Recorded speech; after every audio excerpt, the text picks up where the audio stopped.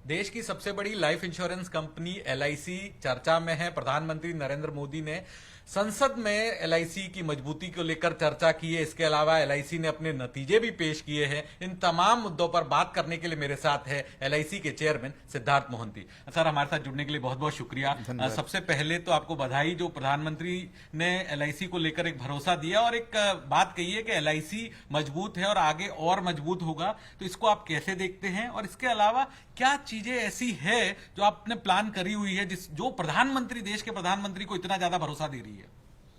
सबसे पहले तो मैं माननीय प्रधानमंत्री जी का बहुत बहुत आभार प्रकट करता हूं। सारे के सारे हमारे जितने एजेंट्स हैं, अभिकर्ता 13 लाख एजेंट्स, सभी कर्मचारी और सभी अधिकारियों के तरफ से प्रधानमंत्री का आभार प्रकट करता हूं। और उसके साथ साथ मैं सबको विश्वास दिलाता हूं कि एलआईसी जो है लोगों के भरोसे पर, लोगों के विश्वास पर खरा उतरेगा और जो अच्छा काम हम कर रहे हैं आने वाले समय में और ही अच्छा काम करेंगे। तो अच्छा काम की आपने बात करी। अब मैं रिजल्ट पे आता हूं। रिजल्ट में सर जो न्यू बिजनेस प्रीमियम है उसमें उतनी ग्रोथ नहीं दिखी है जो आपकी पीयर लिस्टेड कंपनीज है उन्होंने दिखाई है। और इसके अलावा तो उसमें क्या वजह रही? और इसके अलावा हम देखें जो नंबर ऑफ पॉलिसीज भी जो बेची जाती है वहां पे भी थोड़ी गिरावट है। तो क्या स्ट्रेटेजी पूरी तरह से चेंज की है एलआईसी ने? देखिए, हम लोग ने लिस्टिंग के बाद थोड़ा सा बदलाव किया है। अपना जो स्ट्रैटेजी है, खास करके हम चाहते हैं क्वालिटी बिजनेस थोड़ा बढ़े, जो टिकट साइज के ऊपर थोड़ा ध्यान दे रहे हैं, जिसके फलस्वरूप थोड़ा नंबर में गिरावट आई है। और आप अगर देखेंगे मार्च महीने में जो लेजिस्लेटिव इशू था, टैक्सेशन और वो सब इशू, उसके कारण जो है फर्स्ट क्वार्टर का कुछ बिजनेस जो है लास्ट क्वार्टर में चला गया है, जो कि नॉर्मल रहना चाहिए। लेकिन फर्स्ट क्वार्टर का थोड़ा वो शिफ्ट हो गया, पहले से ही चला गया मार्च क्वार्टर में, वो भी एक कारण है।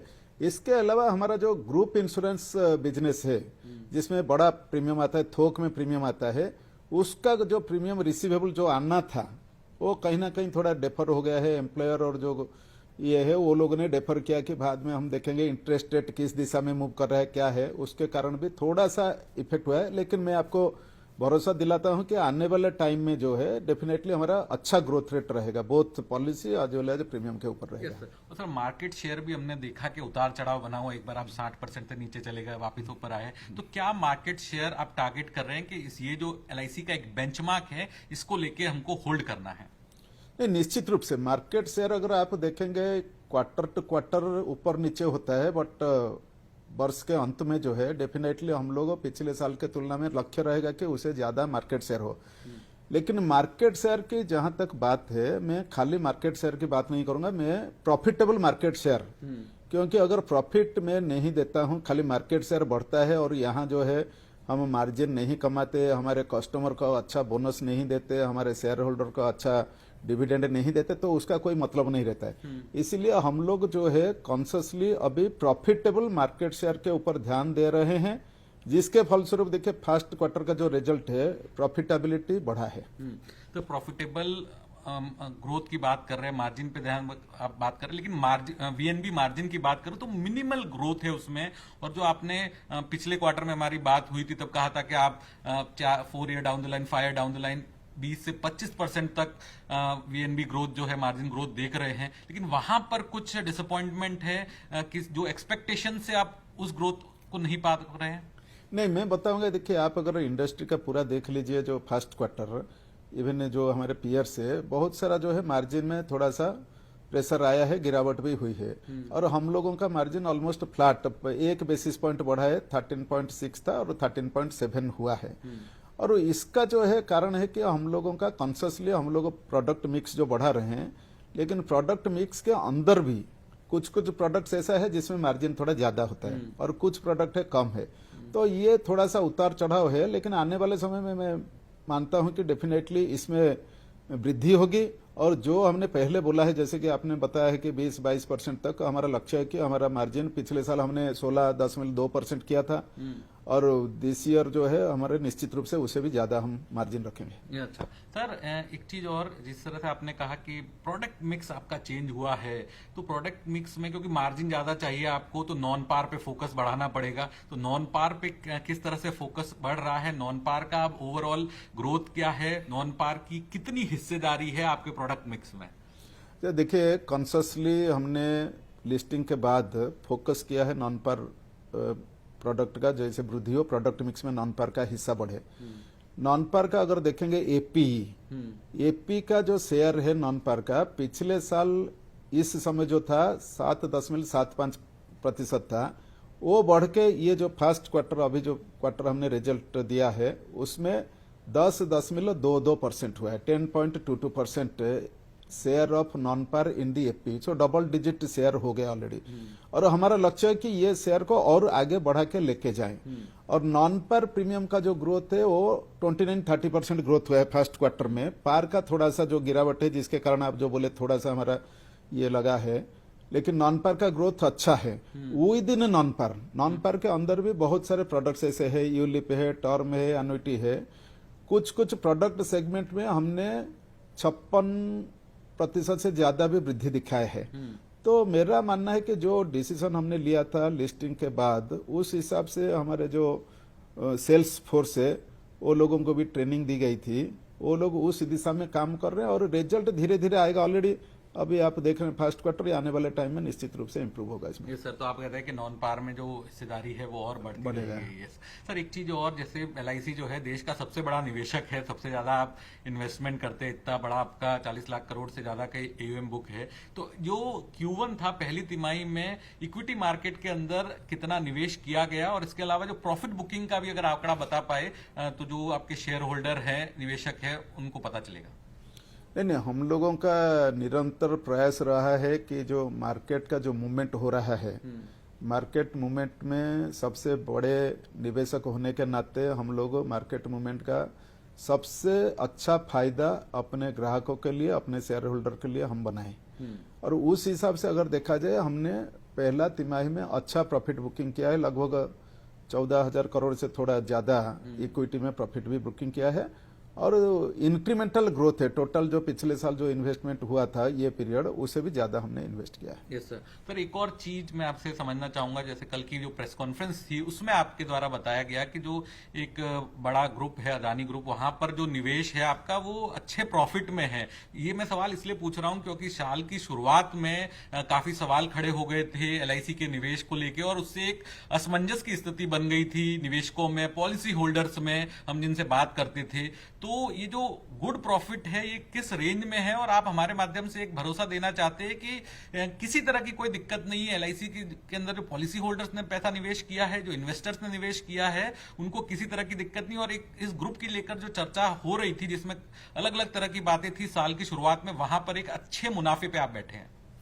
देखिए, विशेष तौर पर हम कोई इंडिविजुअल स्टॉक जो है हम डिस्कस नहीं करते हैं, क्योंकि हमारा जो पोर्टफोलियो बहुत बड़ा पोर्टफोलियो है, इसमें बहुत सारे अच्छे अच्छे स्टॉक्स है। यहाँ तक आपने ये जो बात रखी ये ग्रुप की, मैं पहले भी बोला था और आज फिर दोहराता हूँ, इसमें हमारा कोई भी नुकसान नहीं हुआ है, ज्यादा बल्कि ज्यादा प्रॉफिट हुआ है। ये ग्रुप में जो हमारा इन्वेस्टमेंट हुआ है अच्छा प्रॉफिट हुआ है, और आज के तारीख में भी वो बहुत ऊपर है, उसका जो बुक वैल्यू और मार्केट वैल्यू बहुत ज्यादा है। इसीलिए मैं सभी जो है हमारे ग्राहक है, शेयर होल्डर, सबको मैं आश्वस्त करता हूं कि कभी कोई चिंता का विषय नहीं है। एलआईसी का सिस्टम बता पाए तो नहीं, एग्जैक्ट रेंज बताना, क्योंकि ये कभी ऊपर नीचे, आज का तारीख में जो रेंज कल फिर ऊपर हो सकता है, नीचे हो सकता है, इसलिए। लेकिन ओवर द पीरियड में बता रहा हूं कि अच्छा खासा मुनाफा हमने कम उसमें बना के रखा है। Market value is much more than whatever book value is there. तो इसलिए कोई चिंता का विषय नहीं, सब लोग आश्वस्त रहे। एलआईसी का इन्वेस्टमेंट सिस्टम जो है बहुत मजबूत है, रेगुलेटर है, लॉ है, सब कुछ है, उसके तहत हम लोग, हमारा खुद का एसओपी भी है, बोर्ड ड्रिवन है, इन्वेस्टमेंट कमेटी है। तो इसके तहत हम जो इन्वेस्टमेंट करते हैं बहुत सोच समझ के इन्वेस्ट करते हैं, इसलिए किसी को कोई भी शंका की कोई जरूरत नहीं है। जैसे तो आप एक भरोसा दे रहे हैं करोड़ों पॉलिसी होल्डर्स को, निवेशकों को, कि जो भी एलआईसी का निवेश है, चाहे अदानी ग्रुप ऑफ कंपनीज में हो, बाकी भी हो, वहां पूरी तरह से सुरक्षित है, किसी भी तरह का कोई घाटा नहीं है। पूर्णतः पूरा पूरा भरोसा दे रहा हूँ। Yes sir. एक और चीज, जो आईडीबीआई बैंक में आपका निवेश है, तो वहां पे अब बैंक आपकी एलआईसी की क्या स्ट्रेटजी है, क्योंकि as a bank partner, bank का एश्योरेंस के तौर पे आप उसको रखना चाहते हैं, तो कितने % आप चाहेंगे कि आपकी हिस्सेदारी उसमें बनी रहे? देखिए, ये जो है ये निर्णय जो है सरकार लेगी, इसका निर्णय जो है सरकार लेगी। लेकिन LIC का जो हम लोग जो चाहेंगे कि IDBI बैंक हमारा सबसे बड़ा बैंक एश्योरेंस का पार्टनर है, बैंक का पार्टनर, तो हम लोग कुछ ना कुछ तो हमारा हिस्सा हम रखेंगे जिसके तहत हम जो है हमारा ये बैंक पार्टनरशिप बने रहे। सर कल जो है IRDA के द्वारा रिस्क बेस्ड कैपिटल का एक ड्राफ्ट जारी किया गया है और एक बैठक भी हुई है CEOs के साथ, तो कितना बड़ा गेम चेंजर ये होगा रिस्क बेस्ड कैपिटल, क्योंकि कैपिटल सही से यूटिलाइज कर पाएंगे इंश्योरेंस कंपनियां, तो आप जैसी कंपनी को इससे कितना फायदा होगा? नहीं, हम लोग इसके ऊपर भी काम कर रहे हैं। रिस्क बेस्ड कैपिटल जो है वो विदेश में इंश्योरेंस कंपनी के लिए वो वहाँ है, वहाँ के रेगुलेटर सब वो लागू है रिस्क बेस्ड कैपिटल। और यहाँ ये अच्छी बात है कि हमारे IRDA ने कल से चालू किया है और हमने इंटरनली भी कुछ काम किया है रिस्क बेस्ड कैपिटल के ऊपर। इसमें एक अच्छा क्या होगा, रिस्क असेसमेंट के हिसाब से कैपिटल रिक्वायरमेंट जो है तो वो होगा और ऑप्टिमाइजेशन ऑफ कैपिटल, और कंपनी के हाथ में कैपिटल ज्यादा आएगा तो बिजनेस ग्रोथ में वृद्धि के लिए दैट विल हेल्प, वो हेल्प करेगा। तो मैं समझता हूँ ये बहुत अच्छा होगा। इसको रेगुलेटर ने चालू किया है, टाइम लगेगा, अभी एक्सपेरिमेंट होगा और जब लागू हो जाएगा मुझे लगता है पूरे sector as a whole, insurance industry as a whole जो है सबको फायदा मिलेगा इसमें। सर एक और चीज जो बदलाव हुआ है 1 अप्रैल से एक्सपेंसेस ऑफ मैनेजमेंट का, तो ये LIC के लिए क्या फायदेमंद है? क्योंकि आप एक जो बड़ा एक्सपेंसेस ऑफ मैनेजमेंट बड़ा कारोबार है, आप इसके जरिए अपने पास ला सकते हैं, इस पे किस तरह से आगे बढ़ रहे हैं? नहीं, ये जो EOM का जो रेगुलेशन IRDA ने किया है ये मुझे लगता है कि सबके लिए फायदेमंद होगा। आप अपने कंपनी को किस हिसाब से चला रहे हैं, overall expenses of management limit fix हो गया, उसके अंदर आप कौन सा हेड में कितना खर्चा कर सकते हैं, हर ये का भी लिमिट है। तो इनोवेटिव वे में अगर कंपनी चाहेगी उसका पूरा फायदा लेके बिजनेस में वृद्धि हो सकता है और एक्सपेंसेस, बहुत सारे एक्सपेंसेस कम भी हो सकता है, तो इसका पूरा फायदा होगा। जैसे मेरा सेकंड लास्ट सवाल होगा, सर आपने जो एक हेल्थ इंश्योरेंस का सेटअप के लिए तैयारी इंटरनली काफी तेजी से आप कर रहे थे कंपोजिट लाइसेंस की आस में, लेकिन अब कंपोजिट लाइसेंस जो है वो नियर फ्यूचर में आता हुआ नहीं दिख रहा है, तो जो इंटरनल तैयारी वो जारी रहेगी या उस पर थोड़ा होल्ड हो जाएगा? नहीं, देखिए हम लोगों का इंडिविजुअली भी हेल्थ इंश्योरेंस प्रोडक्ट भी हम बेच रहे हैं, फिक्स्ड बेनिफिट वाला बेच रहे हैं, इंडेमनिटी प्रोडक्ट तो नहीं है, फिक्स्ड बेनिफिट।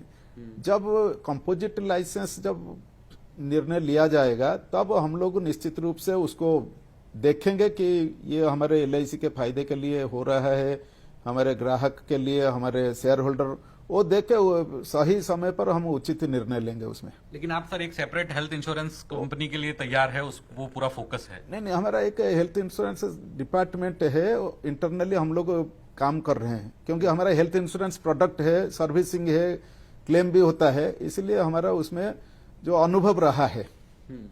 सर आखिरी सवाल सर, इनोवेटिव प्रोडक्ट की बात करें तो और कौन से नए इनोवेटिव प्रोडक्ट आएंगे? पीछे हम देख रहे हैं कि जीवन किरण आपके द्वारा लॉन्च किया गया, क्या इसको रिस्पांस है और जीवन किरण के पीछे किस तरह की सोच थी? नहीं, जीवन किरण देखिए एक अनोखा प्रोडक्ट है जिसमें देखिए कोई भी आदमी लेता है जीवन किरण पॉलिसी, ये ऐसे आप माना जाए तो ये पूरा मुफ्त है, क्योंकि वो प्रीमियम तो देता रहेगा लेकिन अंत में जो है, जो अवधि के अंत में उसको पूरा का पूरा प्रीमियम उसको वापसी में मिलेगा। तो ऐसे देखा जाए तो ये पूरा फ्रीली उसको इंश्योरेंस, अब ये प्रीमियम देगा, risk cover, but at the end total premium refund. ये अनोखा प्रोडक्ट जो है रिटर्न ऑफ प्रीमियम हम उसको बोलते हैं ROP, ये बहुत अच्छा मार्केट में अभी चल रहा है, लोग बहुत इसको लेना चाहते हैं और आने वाले समय ये अच्छा चलेगा। और ये हमारा टर्म प्रोडक्ट जो है, जो कि बोला जाता है कि LIC टर्म इंश्योरेंस थोड़ा ज्यादा, तो वो हमको हेल्प करेगा। तो टर्म इंश्योरेंस थोड़ा ज्यादा है, तो सर री इंश्योरेंस रेट जिस तरह से चेंज हुई है उसका क्या इम्पैक्ट हुआ? टर्म प्राइसिंग थोड़ी आपने कम की है क्या? नहीं, री इंश्योरेंस देखिए पोस्ट कोविड जो है सब, ये तो इंश्योरेंस सेक्टर का अनुभव रहा है कि री इंश्योरेंस प्रीमियम थोड़ा बढ़ा है, क्योंकि क्लेम एक्सपीरियंस जो कोविड है उसके लिए, और उस हिसाब से हर कंपनी ने थोड़ा बहुत ये जो है प्रीमियम में बदलाव किया है, रिवाइज किया है, सब लोगों ने रिवाइज किया है to sustain in the market. लेकिन अगर आप देखेंगे हम लोगों का जो प्रीमियम, हमारा भी थोड़ा रिवीजन हुआ है, लेकिन ये कॉम्पिटिटिव, मोस्ट कॉम्पिटिटिव अभी रहा है। तो हमसे बात करने के लिए बहुत बहुत शुक्रिया सर, आपने वक्त दिया, तमाम मुद्दों पे बात करी, आपका बहुत बहुत शुक्रिया सर।